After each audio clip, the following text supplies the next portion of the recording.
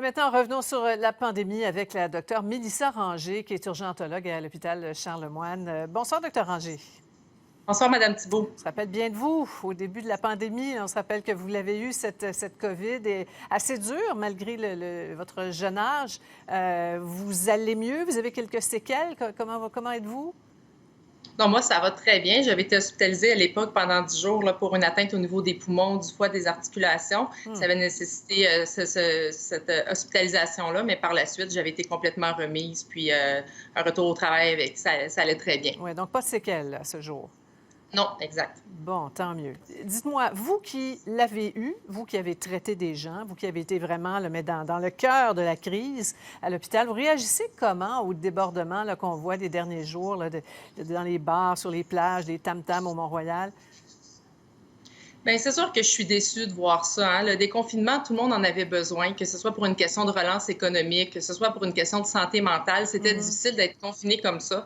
Puis, la santé publique a bien avisé. Hein. Le virus allait être toujours là. La pandémie n'était pas terminée, mais ça pouvait se faire sur certaines conditions.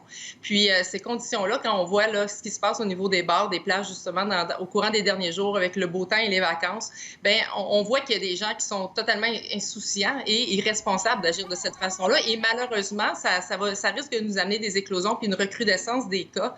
Et ça, c'est malheureux parce que présentement, le système de santé, les hôpitaux, bien que les cas de COVID, là, au niveau des soins intensifs puis des hospitalisations diminuent, nos hôpitaux sont très occupés avec la reprise, notamment là, toutes les chirurgies, les dizaines de milliers de chirurgies qui ont été reportées, les suivis. C'est des taux d'occupation inhabituels pour nos urgences là, qui dépassent les 100 dans certaines régions, avec des taux d'achalandage aussi qui sont très, très, très élevés. Donc, si on voit réapparaître comme ça des cas très, très rapidement parce que les gens ne sont pas en mesure de respecter les mesures de distanciation, le port du masque, bien, on va tout y goûter, comme le dit. On va être obligé de sévir puis retourner en arrière et c'est malheureux. Donc, c'est décevant de voir Et vous ça dites que le aujourd'hui. système de santé ne pourra pas prendre cette deuxième pression, là. Bien, c'est qu'il y a des dommages collatéraux à la pandémie. On l'a vu, là, tous les suivis qui ont été reportés, c'est des gens avec des pathologies chroniques qui ont été retardés, des chirurgies de cancer, des chirurgies pour la qualité de vie des gens. Puis là, on est en mesure de rouler ça. C'est pour ça qu'on est occupé, puis nos lits sont occupés. Et de reprendre une pandémie de cette allure-là avec une montée, bien, ça va être les mêmes effets pervers qu'on va devoir voir. On va devoir réarrêter le système et se remettre en mode COVID. Puis ça, bien, on ne voudrait pas être obligé de Ça. Docteur Ranger, on va revenir aux perceptions. Vous avez peut-être vu là, dans le bulletin un peu plus tôt ce groupe de protestataires à Saint-Jérôme, là, des gens qui crient à la dictature, qui disent que le masque, ça donne rien.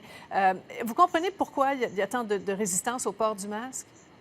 Mais il y a beaucoup de désinformation. Hein? Je suis à travers les médias, les réseaux sociaux. On voit qu'il y a des gens qui parlent de théorie de complot, qu'on fait des dépistages avec des Q-tips à l'intérieur du nez, mais qu'on implante des puces pour les suivre, puis que les masques vont leur enlever de l'oxygène. Tout ça, c'est de la désinformation. Moi, ce que je demande à la population, c'est de vraiment vous en tenir à la santé publique, à vos médecins, omnipraticiens, médecins spécialistes. Vous avez la chance depuis... Oui, exactement. Depuis le début de la crise, à tous les jours, vous avez des médecins qui sont là pour vous informer, pour qui ont votre bien-être à cœur, qui vous donnent l'information. Puis, après ça, poup, ça part à peu près de nulle part, puis les gens se mettent à avoir de la résistance. Moi, je peux vous dire, le masque, je le porte jusqu'à 12 heures de suite, puis pas juste des masques chirurgicaux. On porte des N95 là, qui coupent Est-ce que votre cerveau va bien? Est-ce que votre cerveau, ça va très bien? Oui.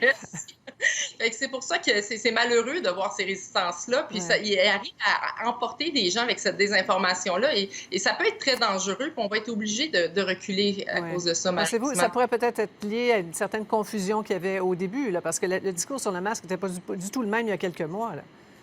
Oui, vous avez raison. Puis dès le début de la crise, on l'a dit, on fait face à un nouveau type de virus. On va en apprendre tous les jours. Il est possible qu'on se trompe, qu'on avance, qu'on recule. Et c'est ça, on pouvait pas prédire l'avenir. Au début, on se disait, ben on le porte pour aider les autres personnes. Les études démontrent que c'est également une barrière qui nous protège et qu'on diminue réellement les risques de propagation virale.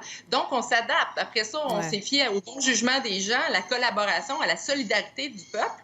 Puis, on s'est aperçu que finalement, l'information ne se rendait pas. Donc, Docteur Ranger, vous dites qu'on en apprend tous les jours. En effet, vous avez vu là, ce cri d'alarme là, de 32 experts internationaux qui disent que le virus se propage dans l'air par les aérosols. Vous en pensez quoi?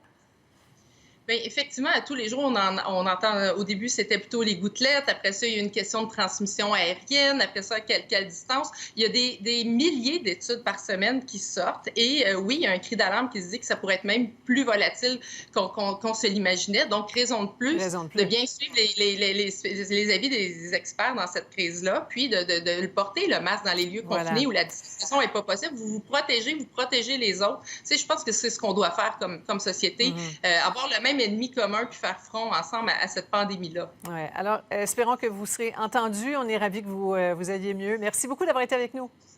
Je vous remercie. Bonne Au soirée. revoir.